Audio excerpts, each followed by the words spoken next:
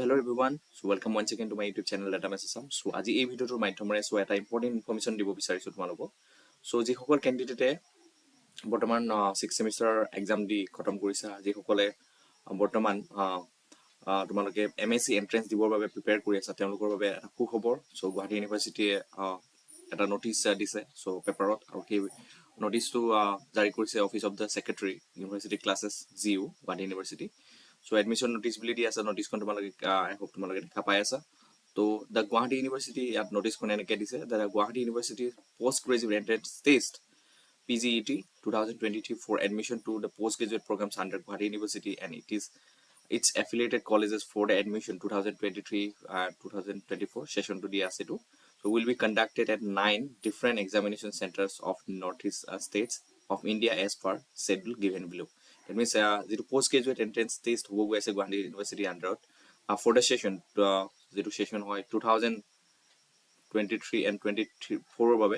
So a postgraduate entrance to Homer Northeast or 9 different examination centers. So you can clearly see not a different examination centers of Northeast to organize koribo. আৰু schedule to তলত দিয়া আছে, তলত দিয়া ধৰণে schedule to তেওঁলোকে বনাইছে। So important dates বিলাক তোমালোকক এনেকে দিয়া আছে চোৱা। So opening of the online submission portal, online submission portal খুলিব কেতিয়া দিয়া আছে যে 5 জুনত, ঠিক আছে, জুন 05 2023, আৰু কেতিয়াৰ পৰা টাইমটো দিয়া আছে তেওঁলোকে যে 5টা বজাৰ পৰা এই অনলাইন পৰ্টেলটো খুলিব বুলি দিয়া আছে।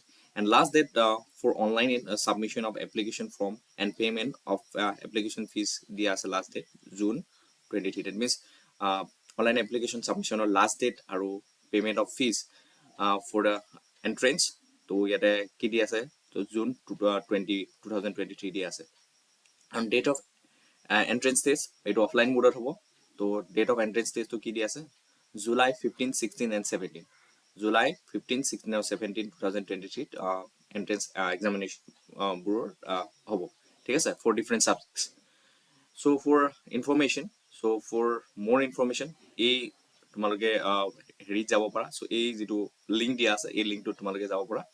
তো এই লিংকটো তোমালোকে ক্লিক কৰি তো তোমালোকে এই PGT এন্ট্ৰেন্সৰ বাবে পোষ্ট গ্ৰেজুৱেট এন্ট্ৰেন্স টেষ্টৰ বাবে যদি আৰু বেলেগ ইনফৰমেশন কিবা বিচাৰিব খুজিছা তোমালোকে, তো এই তোমালোকে লিংকটোত ক্লিক কৰি তোমালোকে সেই ইনফৰমেশন খিনি পাব পাৰা, ঠিক আছে।